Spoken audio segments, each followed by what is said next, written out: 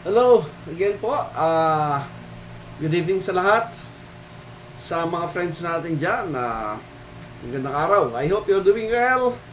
Wishing you always in good terms of your life. So again mga friends, this is our part 2 ng ating a close look on preterism. Specific po yung full preterism. Why I believe po today is the full preterist view is the only way po talaga maintindihan ng Bible natin in our time. It will save you a lot of heresies. It will save you a lot of error sa belief. Okay? That's why marami yung nagtatanong, nagtataka. Why from dispensationalism, nag-shift po tayo sa full preterism. Sorry po medyo meron po ako singaw, kaya medyo mahina yung boses natin. Now, mga friends, sa mga viewers natin na patuloy na sumusubaybay, I hope nakakasabay po kayo sa ating sa progress ng ating studies from being a traditional religious guy. Marami tayong dinaan ng different positions sa dispensationalism from Acts 2, mid-Acts, Acts 28. And happy to say na nakalaya po tayo dun sa wrong understanding po ng Bible, yung tinatag na right division, pala yung wrong division po. And today I realize sa dispensational system ay talagang ano po, it's not a Bible believing position. In fact, it is a denial of the authority ng interpretation mismo ng Bible. Yan ang problem. Now, today, why I believe po that full preterism is the most accurate view to interpret the whole Bible. Last time po nating i-discuss po yung Genesis 1:1. In fact po ito ay neatly arranged sa ating Bible, kaya nga lang ay naturoon tayo ng ng iba ng traditional belief that that hindi natin alam, tayo ay napasunod po sa sa thinking ng wisdom of men instead of the wisdom of God. That is why I thank the Lord na nakalaya po ako sa ganung thinking, and right now I am testifying sa mga professing Bible believer sa mga dispensationalists. Alam po nyo, naikot ko na lahat ng pasikot-sikot ng scriptural proof, the so-called scriptural proof ng dispensationalism, ng futurist view. That is why today, I am more confident to present to you why I believe full preterism is the only way to understand the whole Bible. Last time, diniscuss natin Genesis 1:1, and we have securedly po established na ang Bible po was written primarily to the Jewish people. The first book of the Bible was written by Moses to address the need po ng nation Israel that freshly went out of Egypt, to know the facts and information about God and the prophecies wherein it is written. Okay? And by the end of the book po, yung 66 book ng Revelation, makita rin natin, the last issue, the last subject then is also heaven and earth. But then, it was concluded that the old covenant Israel na tinawag na heaven and earth ay already passed away, and we are now in the new heavens and the new earth. Marami nagtataka dyan. That is why pag ikaw ay futurist, ang isip mo ay material, literal interpretation. Naku po, ang daming kalituhan dyan sa isipan na yan. Okay. The real reason po bakit na ako ay na-convince sa full preterist view is nakita ko it is a consistent view following the authority of the scriptures. We have observed po yung mga tinatawag na time statements concerning the last days, the end of the world. Okay? all the scriptures po that talks about the last days, the latter times, the latter days, it all refers po do sa biological Old Covenant nation Israel and the end of them under the Old Covenant. Lahat po ng yun makita natin. Yung heaven and earth doesn't speak of the planet Earth. Makita natin yan. That's why coming from Moses, we have seen po yung kanyang sinabi concerning heaven and earth. He was referring to the nation Israel. The same thing din po kay Isaiah. The only prophet, the only book that tells about the new heaven and earth and quoted and fulfilled in the times of the New Testament, quoted by Peter and the Apostle John sa Revelation. In the whole of the Old Testament, it was only Isaiah who talks about the new heaven and the new earth. And you will see po, that's why I am confident at this time. Yung heaven and earth na tinutukoy niya is just like Moses, referring to the Old Covenant nation Israel. That is why, pag sinabing, heaven and earth shall pass away, but my word shall not pass away, ang sabi niyan, one jot or one tittle shall in no wise pass from the law till heaven and earth pass. He was referring not to the planetary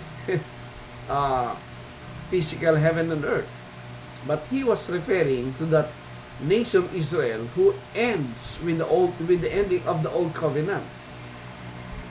Pag nakita niyo po yun mga friends, madali niyo maintindihan ng Bible when it talk about the end, the last times, the judgment and everything. It was all primarily a reference po sa Old Covenant biological nation Israel. Ang dami pong scriptures dyan mga friends na magpo-provide that the last days pertain to them, that the coming of the last days po was fulfilled by the coming of the Christ. Yan po ay prophesied sa Genesis 49. Basahin nyo 1 at saka 10. It was a reference sa nation Israel, and by the coming of Shiloh, which is the Christ, yun po yung fulfillment that indeed the Christ came to end the Old Covenant system. Kaya nga sa ating mga studies nakita natin yan. Mamaya na lang. Mag-good evening ka sa lahat. Ito po si Abby. Good evening po sa lahat. Alright, so mga friends, so yan po yung ating in my own appreciation of scriptures which I have read and still reading for 30 years now, the King James Bible. I haven't seen anything na magbibigay po ng refute about this full preterist view. Some are saying they cannot believe that all prophecies were already fulfilled. Well, my challenge always is, why not show me a prophecy that is not yet fulfilled? Sadly po, until today, yung mga nagsasabi hindi fulfill ang mga prophecies, until today, wala pinapakita. But if you are going to believe the Lord Jesus Christ, after His resurrection and talking po sa mga apostles, di ba sinabi niya, that all things be fulfilled sa coming niya? Sinabi niya, it is necessary that all things be fulfilled that is written in the books written by Moses, in Psalms, hymns, and etc. prophecies. So, therefore, taking the prophecy, taking the authority of the Lord, yun po ay clean slate. Yun po ay maliwanag sa buong scriptures. Kaya nga po, I'm challenging you, my friends. You might not yet nabasa yung buong Bible, kaya yung iba po, napakahirap nilang makuha, napakahirap nilang maintindihan, kasi kung hindi nyo pa nabasa yung buong Bible at meron kayong position, 100% ang position nyo galing po sa author ng mga librong nabasa at tinuro sa inyo ng kung sino nagturo. Pero once you honestly and meditatively read the whole Bible, I'm telling you, madali nyo po maintindihan. And at the same time, you allow po and observe po yung authority, respect yung authority ng scriptures, isang final authority, hindi po mahirap maintindihan. You will remove thyself po from mere assumption, speculation. Sometimes, maraming nagtatanong about the position. Pag pinakita mo isang verse, maghahanap na naman ibang verse. You know, one verse is is enough if you really believe the Bible. Kaya nga po, those time statements na aking nabasa, good evening kay Pastor Toms at kay Virgin Brocay, aking misis, magandang gabi. Those time statements, observing po yung lahat ng time statement ng near, sure to come, quickly, those things po, makita nyo that every prophecies that was mentioned in the New Testament was already, in their time, was already fulfilled. You take the case of Peter in Acts chapter 2. Makita nyo doon nang marinig at makita ng mga tao yung speaking in tongues, yung prophesying of the believers at the times, Acts 2. Yung mga unbelieving crowd, sabi, mga lasing lang yan. Pero ano sinabi ni Peter? No. This is what the prophet Joel is saying. Sinasabi niya, ito na yung fulfillment ng prophecy ni Joel that in the last days, yung children ay mapopour spirit at the time. I heard po yung mga they cannot believe yung portion na yon dinadala doon sa signs ng sun, moon, and stars. Nangyari na ba yan? Well, the problem, my friends, gamukha ko rin po, no? Alam ko po yung opposition doon sa Acts 2. Yun lang ang palusot kasi doon. Well, until you learn yung language mismo ng Bible in reference sa sun, moon, and stars, pag yan po ay ginamit in terms of prophetical value, at pag nakita nyo po yun ay applied sa judgment on certain nations, makita natin those sun, moon, and stars, they are not talking about the literal sun, moon, and stars. They are talking about the ruling authorities in that nation. That is the application po in language of the Bible. Yung reference po do sa cosmic usage ng mga sun, moon, and stars ay ginamit po yan doon sa judgment sa Nineveh, doon sa judgment sa Babylon, sa judgment po sa Tyre and Sidon, and sa judgment po ng Jerusalem specifically. You try to read the whole Old Testament, that is the way the scriptures applied it. Kasi kung literal po yung sun, moon, and stars that said to be nagkaroon ng cosmic event, abay ilang sun, moon, and stars bang nagpalit-palit na. So, in many cases po sa Old Testament, makita nyo, ginagamit po yun as a symbol or metaphoric language applied sa judgment on certain nations. Okay. Kaya, when you read Acts chapter 2, I will take Peter's belief, Peter's declaration, that truly, the prophecy of Joel was already being fulfilled do sa time ng Acts chapter 2. And again, yung prophecy about Psalms chapter 2, that he that sitteth in the heavens shall laugh, ang sabi, and the Lord sitteth on the throne in his holy Zion. It was quoted by Peter sa Acts chapter 4, na yun na yung event while they were being persecuted by the ruling authorities of the Jewish community. In-apply na po yung prophecy sa Psalms chapter 2. You read the passage po, makita nyo that the one sitting on the heaven seated, ang sabi niya, and he is now seated on the throne in the holy Zion, which is the heavenly Zion. In Matthew chapter 2, pag binasa niyo po yun, in-apply na po yung fulfillment ng prophecy sa Hosea 11:1, which in plain reading, makita nyo, it was a reference to the nation Israel. But, wonderfully, it was quoted and pronounced by Matthew that this is the fulfillment of the prophecy referring to the birth of Jesus Christ and his escape from Egypt. The same po sinabi sa Hosea 11:1. And it was applied by Matthew himself sa prophecy niyon that it was fulfilled sa ating Panginoon sa Kristo. So the old covenant nation Israel was already set aside. Wala na po siya. In the coming of the Lord Jesus Christ, He now represents the nation Israel. Whatever requirements that was needed to fulfill the new covenant, it was the Lord Jesus Christ representing the nation Israel who fulfill everything. That's why His death, burial, resurrection, napapasin niyo po yan, and He was raised on the third day, yun pong kanyang identification ng death, ng burial at ng resurrection, it was all quoted from Hosea chapter 6 and chapter 5, wherein, kaya mapapasin nyo, according to the scriptures sa kanyang death, burial, resurrection, it was all quoted dun sa Hosea. Even yun pong mababasa nating victory over death and grave, nandoon po yun sa Hosea.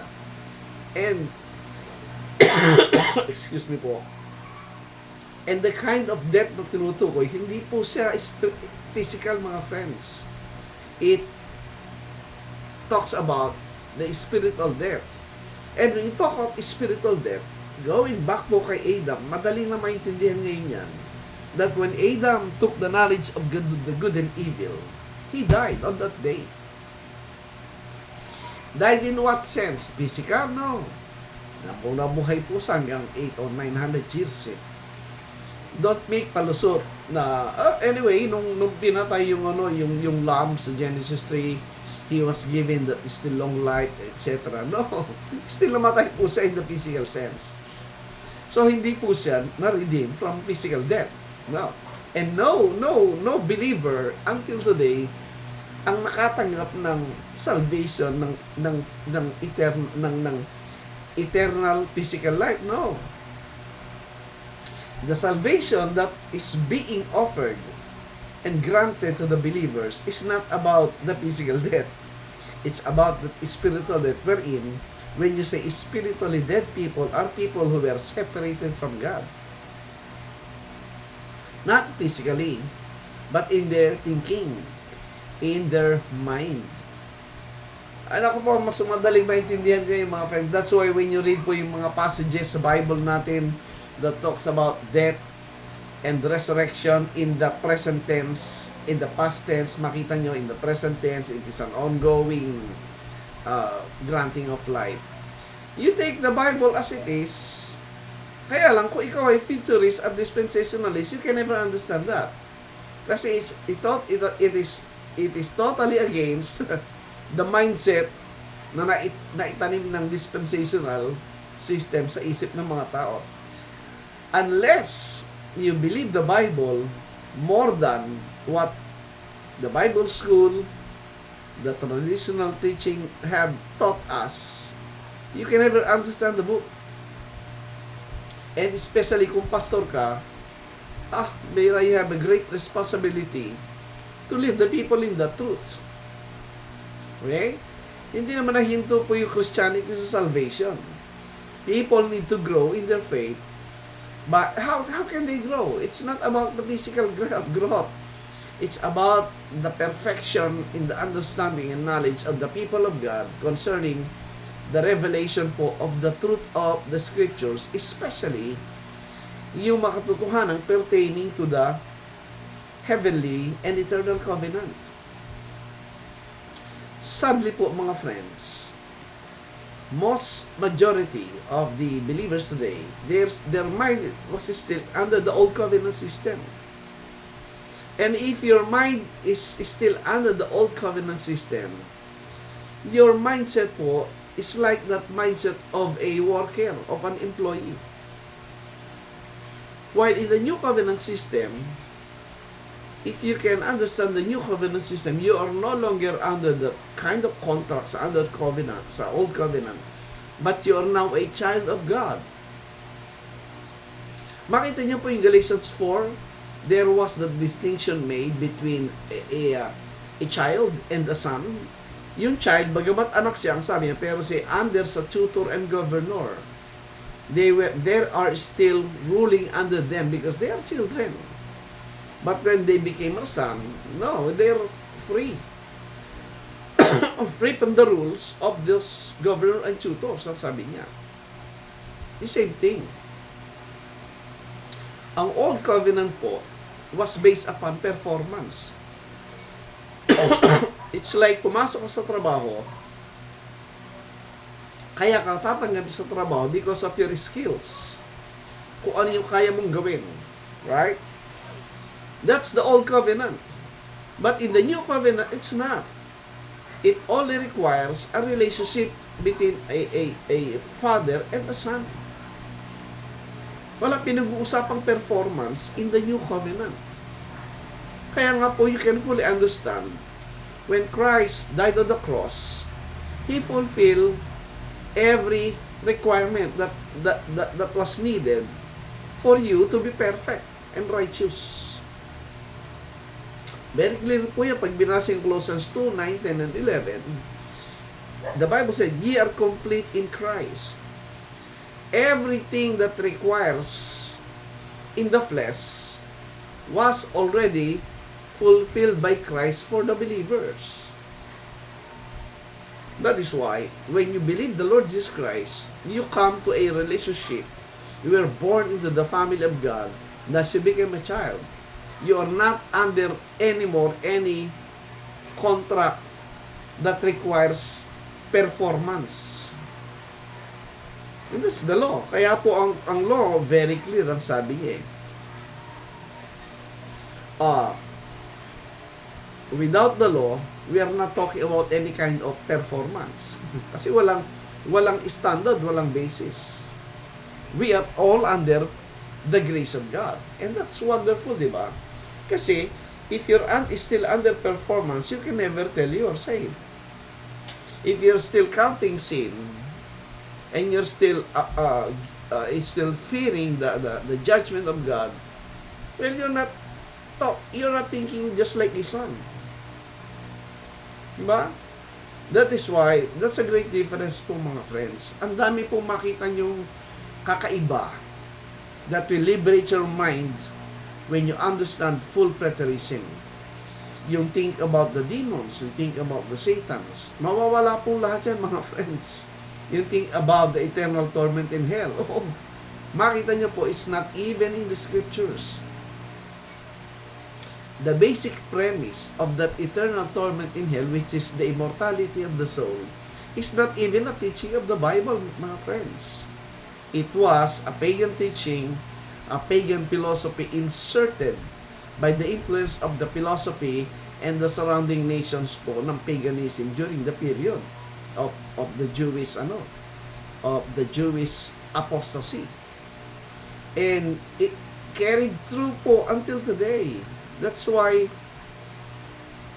sadly po mga friends, some of our friends, huwag kayong mag-remain na masiyahan na lang sa religion nyo, natapos ang Sunday, you have to go to church, you were entertained, you have received the preaching about moral things, how good you are, how blessed you are, etc. Do not be contented with that, mga friends. In fact, if you read 1 Corinthians 2, ang sabi ng 1 Corinthians 2, the Holy Spirit of God is revealing and ministering what? The deep things of God. Yan po ang mini-minister. Those things po, they're good. Talking about our physical life, how to be good, how to be blessed, that's good. Pero those are milk. And those are just reference po yan sa physical things, sa earthly life. In this world, those are temporal. If you read 2 Corinthians 4:18, the things which are seen are temporal, the things which are not seen are eternal, ang sabi niya. And the believers, we are looking after the things that are unseen, the heavenly things. How can you have that if you are contented na lang sa every Sunday ang preaching is about life, about relationship, and everything? Go beyond that, mga friends. And you will see the greatest blessing of understanding full preterism, that indeed, as you grow and perfectly understand these things, believing, understanding the truth that God, the dwelling house, the temple of God is not anymore any physical building. The temple of God is now the believers themselves. Hindi mo nahanapin ang Diyos. Ang Diyos nasa sa iyo. Hindi malayo ang Diyos kasama natin. And you can fully appreciate the beauty of that, because God knows what is the imperfection of the flesh. That is why the blessing of it is God dwelling in this earthly vessel, sabi niya. Until the proper time comes, we realize the revelation issues of God dwelling with men is already the event or the scenario we have today. Maybe some of us are asking, anong klaseng buhay meron tayo dito? You know what? There is no promise of perfect physical environment in the Bible. Wala po. Wala akong makita. In fact, lahat ng promise na makita nyo that seemingly talking about the perfect environment, sabi nila, di ba? When the new heavens and the new earth comes, wala nang sinner, wala nang mamamatay, there is no more, etc. Well, if you read Isaiah 65, you will see, naroon na yung new heaven and new earth, and yet, merong pang tumatanda, merong nanganganak, at may namamatay. Nandun po lahat. At may mga nagtatrabaho, nagtatayo ng mga bahay. But, the way Isaiah gave it, the new heavens and the new earth is already present in the midst of physical life. That's all over the scriptures. Makita niya sa Ezekiel 37, the sanctuary is in the midst of the people. In Revelation 21, God dwelleth in the midst of men, ang sabi. And the Lord Jesus Christ said, when the Pharisees was asking about and looking for the temple or for the kingdom of God, ano sabi niya? The kingdom of God cometh not with observation, law here and law there, ang sabi niya. Ang kingdom of God hindi nakikita na pwedeng sabing narito o nariyan. Sabi, ano sabi ng Panginoon? The kingdom of God is within you, ang sabi niya. Yes. That's wonderful. Kaya nga mga friends, comparing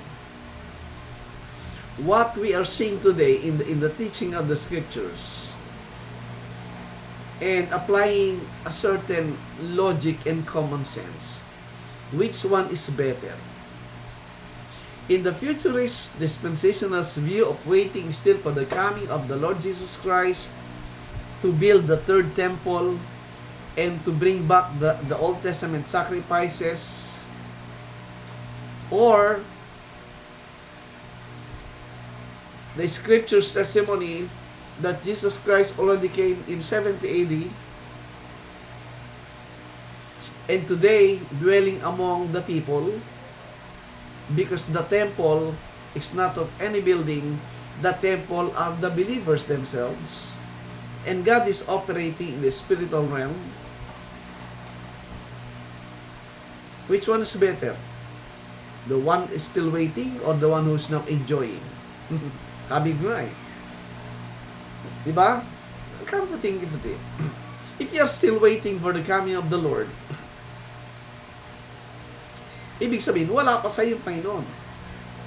You might say, yung spirit na sa akin, pero kaya physical coming, wala pa. There is not a single promise of a physical, visible, bodily coming in the scriptures. Gawa-gawa lang po yun ng dispensational teaching ng bodily, visible coming. No. If you read Acts 1:9 to 11, observe every word that is in the passage. Diniscuss ko na po yun for several times. Sabi ng angel, habang tinitingnan nila, ano tinitingnan nyo? The same Jesus who went up is the same Jesus na bababa kung paano nyo nakita. Well, kung babasahin mo na meron kang preconceived belief, ayan, sinabi kung paano nakita ang balikat, ganun bababa. Kasi meron ka ng preconceived belief ng pag-akyat niya, yung last image na nakita, yung physical bodily image. Pero, if you're going to read Acts 1:9, hindi pwede. Hindi pwedeng ang huling nakitang image ng mga apostles ay physical bodily image. No. Ang nakita is yung, and a cloud received him out of their sight. That's the last image na nangyari. Wala nang nakitang bodily image. Ang nakita is yung cloud. And this one is very consistent, mga friends, ha? That is why, yung babalik, hindi physical bodily coming. Yung babalik is in the cloud. Consistent po yung Acts 1:9 naging 11. Kaya lang, inconsistent sa mga nagbabasa na mayroong preconceived belief na habang hindi pa binabasa. Pero if you honestly read the passage po, makita nyo, tumpak yung sinasabi natin ito. Kasi po, pag nakita yung cloud, marami kasi hindi pinapansin yung cloud. You know, every word po sa Bible is written providing an exact message para makinabang po yung reader. Excuse me po. Di ba? Kaya, if you ignore po yung Acts 1:9, which is ipapakita sa iyo kung ano yung last image na nakita, and the last image na nakita, dapat consistent po, yun din ang image na babalik, as Acts 1:11 says. Consistent po yung mga friends. Hindi physical bodily image ang makikita. Anong makikita? Cloud. You try to search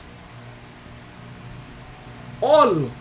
Pag may nakita kayong kahit isa lang na walang cloud sa promise ni Christ ang kanin, mali ako. All promises given by the Lord concerning His coming ay naroon po yung clouds. Kaya, come to think of it, pag yung clouds ang nandun, can you see any physical, visible bodily image? No. Consistent po yun. You go back sa Old Testament, lahat po ng public appearing ng Panginoon while communicating, while speaking to the nation Israel, and even kay Moses po, nang sinabi niyang he spoke with Moses face to face, hindi naman nakita ni Moses yung bodily image niya, yung face niya, hindi. Ano nakita niya? Pag nakita yung Exodus 19, basahin niyo po. God spoke with Moses in a thick cloud, ang sabi niya. Yeah, di ba?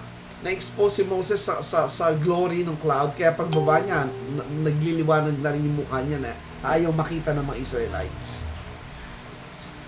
All public appearances po, manifestation of God in the Old Testament is in the clouds.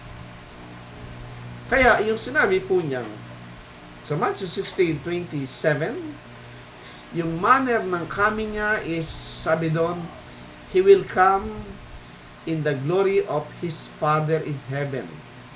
Yun. Very clear po, statement ng Panginoon nyo that He will come in that kind of manner. Tandaan ninyo, He gave those promises primarily to the audience, which are the Jewish people. Nung sinabi niya sa Matthew 16:27 that He will come in the glory of His Father which is in heaven, they have only one thing in mind. Ano yun? Kung paano nila nakita ang Diyos in the Old Testament. No one have seen God in a physical bodily image publicly. Except for some cases, kung mayroon sa special message, nagpapakita sa in the form of angel, in the form of young man. Pero, when it comes to the public appearing of God sa kanyang people, it's all in the form of clouds. That is why, yung pinangakuan niya ng coming niya ay clear po sa Bible. Ay yung audience niya, hindi tayo. Not us. Not any of the people today. Kaya nga, diba, sa ating study, we learn how to observe yung tinatawag na rule of reading and interpretation of the scriptures. Ano yun? Number one, yung ating method na natutunan sa analogy of faith. What is analogy of faith? That is by analyzing po yung scriptures na binasa. You don't need po yung mga mahabang studies, etc. Yung mga kunong technical studies, etc. No. What we need are believers who will read the scriptures and analyze every word. Analyze every word. That's analogy of faith. Let the Bible speak for itself. Yun po yung exegesis. When you say exegesis, coming out of the scriptures, coming out of the faith, yung truth na makukuha mo. Contrast po yun sa eisegesis. Ano yung eisegesis? Yung eisegesis po, into the scriptures. Galing sa isip mo, sinisiksik mo yung nasa isip mo, pinapalabas mo na yun ang ibig sabihin ng kasulatan. That's wrong. Diyan po nagkaloko-loko ang Christianity. But when you observe exegesis, you want to receive truth coming out from the scriptures. Yun po yung analogy of faith. And how will you do that? Number one, yung grammar. Grammar. When you say grammar, the simple rule of grammar. Tingnan mo, who is the speaker? Yung mga pronoun ng speaker, yung mga first person pronoun ng both singular and plural, I, we, us. Yan po yung first person. Pero pag nabasa mo yung second person pronouns, you, sabi niya, second person plural pronoun. Yung kausap, yung nasa harap niya. Yan. Wala tayo doon. Pwede tayong isiksik kung sinabing them. O hindi sila kausap, yung future. Di ba ba? No. Dapat in-observe. Plus yung demonstrative adjective na this, that, those. Simple lang po mga friends eh. A level 5 English reader can understand po yan eh. Kaya lang po, because nga po ng religious doctrinal wishy-washing, kinalimutan na natin yan. Akala natin lahat ng nababasa natin yan kasama tayo. No. Gentiles po, we are only partakers. We are only fellow heirs of the blessings that in it, not the curses. We do not have any parts of curses. Because yung curses na pinag-usapan po sa Bible are curses that was written as a contract to the Jewish nation, to the nation Israel. And we don't have any contract sa Diyos.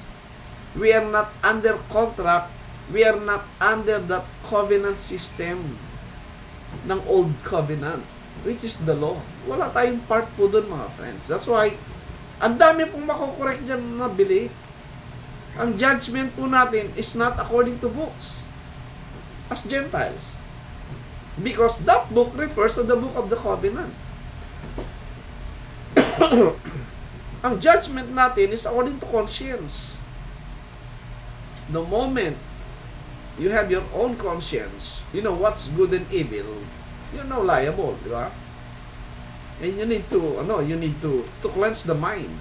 And the only way to cleanse the mind is by the blood of the Lord Jesus Christ. And that was at the cross. That's the real truth of everything, mga friends. If you are still a futurist, a dispensationalist, think hard. And if you're an honest believer, I know. And if you're a reader of the Bible, kasi kung hindi ka nagbabasa ng Bible, you will hate me, of course. Kasi wala ka nang alam eh. Ang alam mo, yung tinuro lang sa'yo. Yung alam mo, yung narinig mo lang, yung nakagisnan mo lang. And then here is your brother talking about something that you don't understand and totally against the traditional mindset you have. You will hate me, of course. But the problem is, you are going against the truth. That's the problem. Di ba yung Panginoon? When he was interrogated by Pilate, ano sabi niya? Tinanong siya, are you the king of the Jews? Hindi naman sumagot ang Panginoon, nagtanong siya. Anong tanong niya? Yun bang tanong mo, galing mismo sa'yo? O narinig mo lang sa iba? Ayan. The same thing.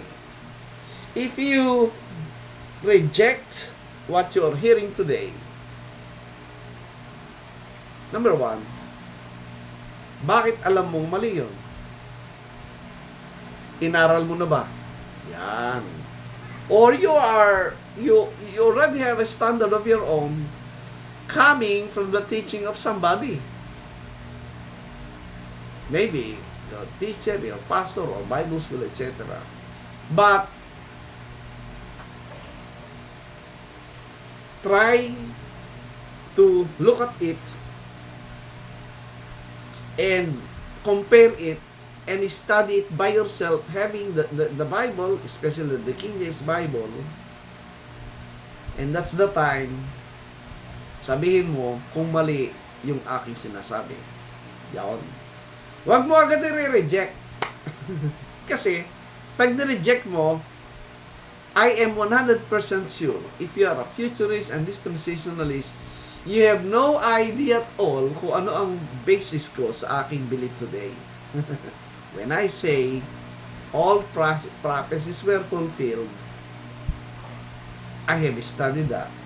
When I say hell, in the sense po ng traditional pagan belief of eternal conscious torment, that is not in the Bible.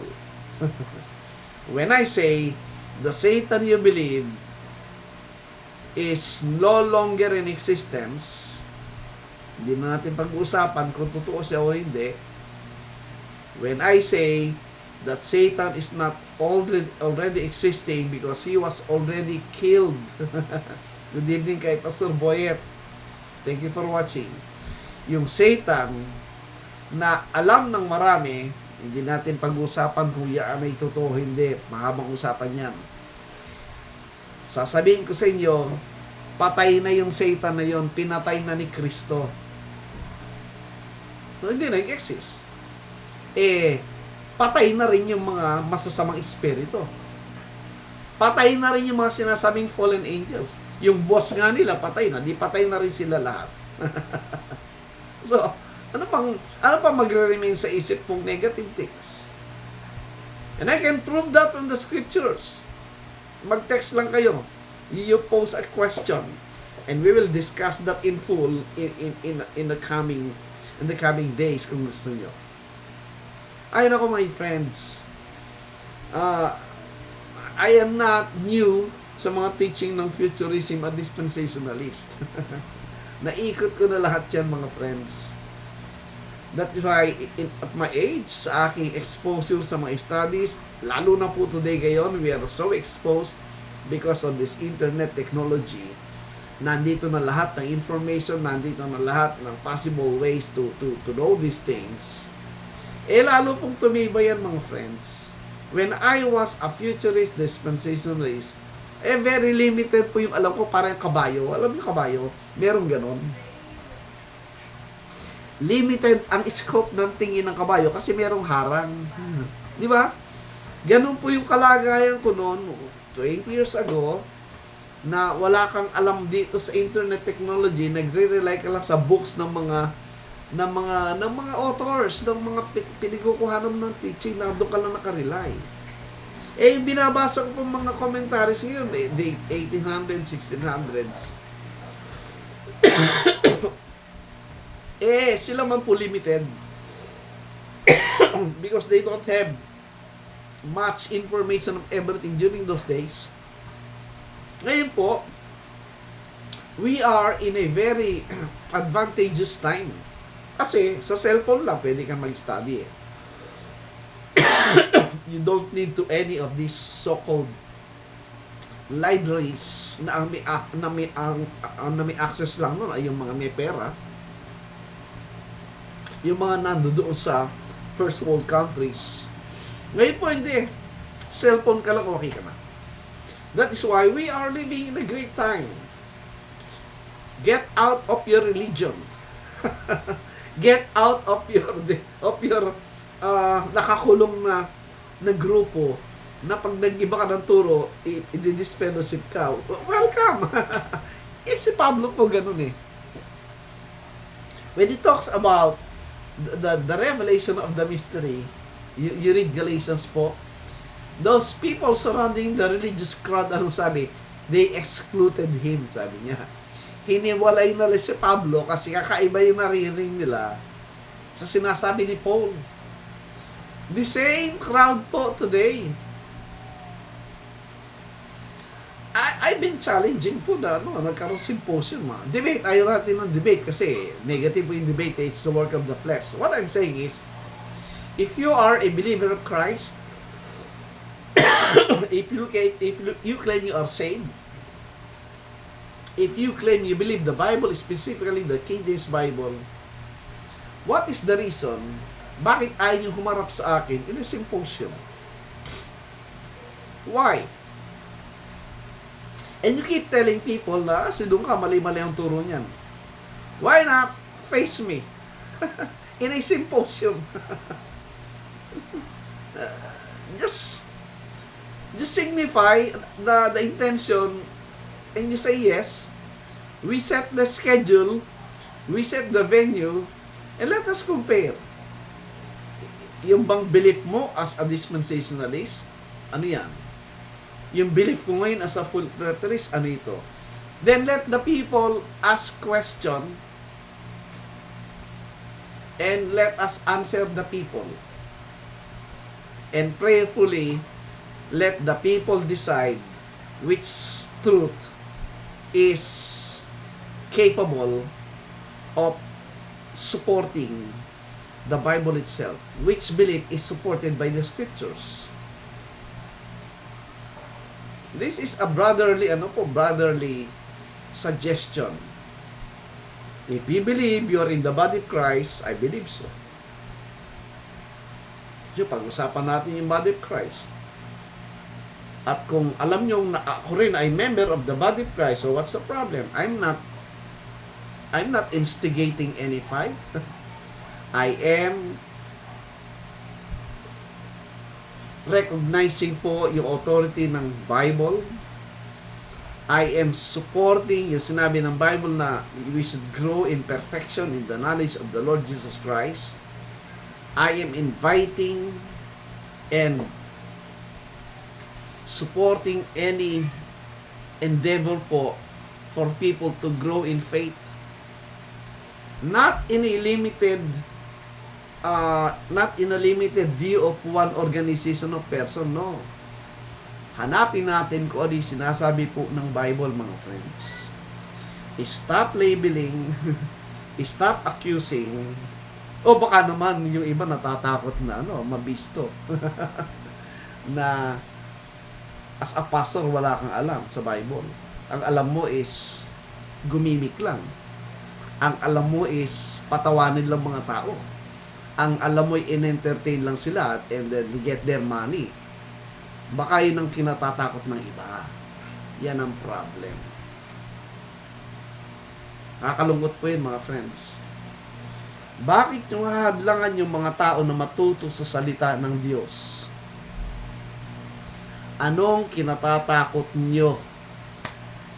Diba? Kaya, sagutin natin lahat sa Diyos yan. Sagutin natin lahat sa Panginoon. That's why, my friend, what I'm saying is, in this topic of a close look on full preterism, the challenge is out there. Do you believe the scriptures? Or do you believe man's philosophy? Diba sabi ni Paul, watch out, sabi niya. Yung faith mo dapat nakatayo kay Kristo, not in the philosophy of men. Diba sa 1 Corinthians 2:13, may warning at instruction. Baka naman ang pinapaniwala mo galing lang sa tao, man's wisdom. Ang sabi ng Corinthians 2:13, ang teaching ng Holy Ghost is coming from scriptures by comparing scriptures. Yan po mga friends. So mga friends, I hope maging blessing po ito at wake up call. Ang ating challenge palagi is this. Di ba sabi ng Bible, ang challenge si Paul, examine yourselves whether ye be in the faith, ang sabi niya, except ye are reprobate. Ano yung reprobate? For me, ang reprobate, ibig sabihin po is, yung bang coming from the root ng probe. When you say probe, yung pang pwedeng mag-search, not necessarily na i-persuade, not necessarily na i-convince, no. Yun lang certain percentage na yung isang believer ay pwede pang magsaliksik to probe. Are you probing? Are you searching? Or sarado ng isip mo sa pinapaniwalaan mo, hindi mo alam kung talaga kung ano yan? Yan po ang challenge, mga friends. Sabi ni Paul, examine yourselves whether ye be in the faith. Kaya nga yung method na study natin is analogy of faith. Analyzing the scriptures themselves. Examine whether ye be in the faith. Yung belief, yung foundation ba ng belief mo came from the scriptures o galing lang sa sinabi ng tao? Pag hindi mo pa inaral po yan personally, ikaw mismo, hindi mo binasa yung Bible mo at kinumpere mo yung scriptures, ano ba nang sinasamang pinapaniwalaan mo yon, hindi galing sa Bible yan. Galing yan sa turo ng tao. Pero, kung babasahin mo yung Biblia and diligently read the scriptures, then you can fully able to say that ye are in the faith. Pero, kung wala kang pake, bahala ka sa buhay mo, galit ka pa sa preacher, yun ang reprobate. Hindi na siya maturuan, hindi siya na makaprobe, sarado ng isip niya. Wala na siyang pakialam sa Biblia. Basta nagsimba, masaya, kahit binobola siya, okay na. Yung pastor naman, gano'n din, whole year round, paulit-ulit na lang ang preaching, teaching, preaching, paulit-ulit na lang. Wala nang makitang meat. Yan ang problem. Kaya nga, question is, are you as a Christian, are you living as a worker? Under contract? Or are you living as a child under a relationship because you're born in the family of God? Magkaiba po yun. Ang old covenant mindset po is like you enter in a contract performance based. Kaya ka merong contract is because you have to perform. You have to do good things. You have to be the best. That's the old covenant. And they failed. The new covenant is not. Di ito performance basis. The basis is the love of Christ. Siya ang nag-perform na ng lahat para sa iyo. Sabi ng Colossians 2, 9, 10, 11, somewhere there. And ye are complete in Christ, in Him. Every requirement in the physical sense, in the spiritual sense, was already fulfilled by the Lord Jesus Christ. Thus, you became a child of God. Whether you perform or not, you are a child of God. While under the old covenant, it's not. If you do not perform what is in the contract, ay, tapos ka dyan.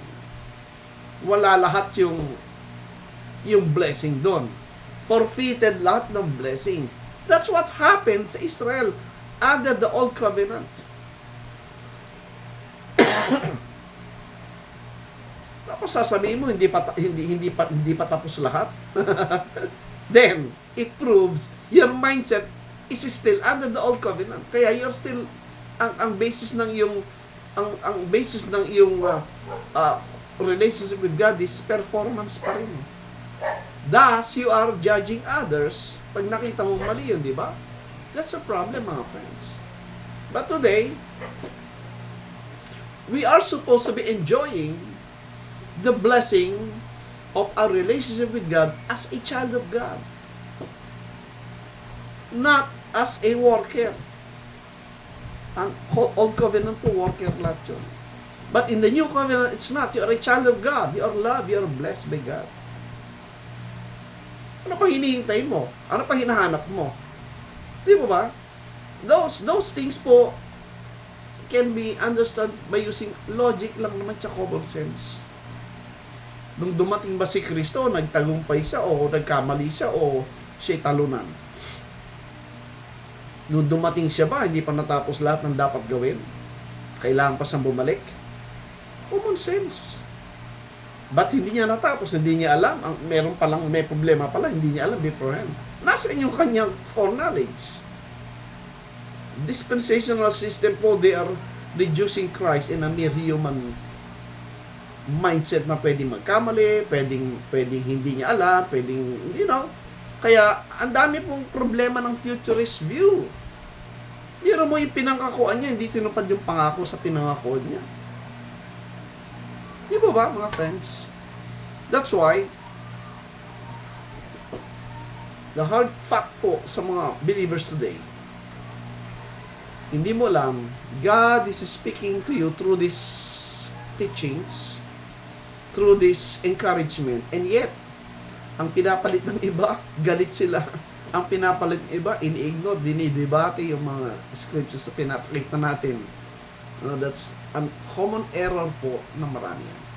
So mga friends, this topic of us, yung close view po ng full preterism can never be refuted, mga friends. Kaya ang challenge ko po, symposium Honestly, kung kayo po ay hardline, dispensational, so-called, etc., and you are negative about this future, this full preterist view, stop name-calling, stop backbiting, at stop being so proud and brave sa pulpit. Why not face me? Let us have the symposium. Gawin natin sa mga churches, and I know they're very willing to see kung ano ang very strong and very niche scriptures na position. Futurism ba o full preterism ba? Let us do it in a brotherly manner. Walang murahan, walang takutan, walang nagagalit, walang naninira. Let us do it in a brotherly manner, and the people will so very happy, and before you know it, magkaroon revival to read and study the Bible, at makita yung error ng atheism, yung error nitong mga other religious crowd na nandadaya, mga taong ginagamit ng mga tao, ginogo yung mga tao. Come! Yung mga great people of the dispensational system, humarap po tayo sa symposium. Let us face the people. Public man yan, ano man yan, let us do it in a brotherly manner to edify the people of God. And I know we are doing the will of God by that. Without religious denomination preference, alisin natin yan. We all stand and face each other, being a member of brethren in the body of Christ. So I hope and praying for that event na someday magkaroon po ng ganyang symposium na ang mga tatayo talagang honest and sincere in what they believe and teach to the people. So thank you so much po for watching. I hope maging blessing po at encouragement sa lahat ito. I-share nyo po ito. Malay nyo, may mga churches at may mga pastor na pumayag, mag-agree kung sa hamon natin na magkaroon ng symposium para ma-present ang mga turo na yan. It's for time for people to think about what they really believe. Ano ba talaga pinapaniwalaan nyo? Yung pinapaniwalaan nyo ba? Nasa Bible talaga yan. Matibay ba yung pinapaniwalaan nyo? Dapat po ma-establish ang mga believers sa ganung uri ng position. So again, thank you so much po. Good evening sa lahat. And let us thank God for this wonderful life we have. Buhay pa tayo. God is still bringing in a lot of good things in our lives. Maintaining the things that we love most. Okay? Thank you so much po. Let's pray. Lord, thank you so much again for this night. Maging blessing po ito sa aming mga viewers, sa aming lahat, sa patuloy naming pag-aaral at pagmamahal po sa isalita. We truly blessed and love Thy Word of God for the things that You have revealed to us and is still revealing sa aming buhay po, Ama. Sa iyong biyaya at pag-ibig kami po ay nagpapasalamat po sa pangalan ng Panginoon Jesus. Ito po aming dalangin. Thank you po. Amen. Thank you. Good evening po sa lahat.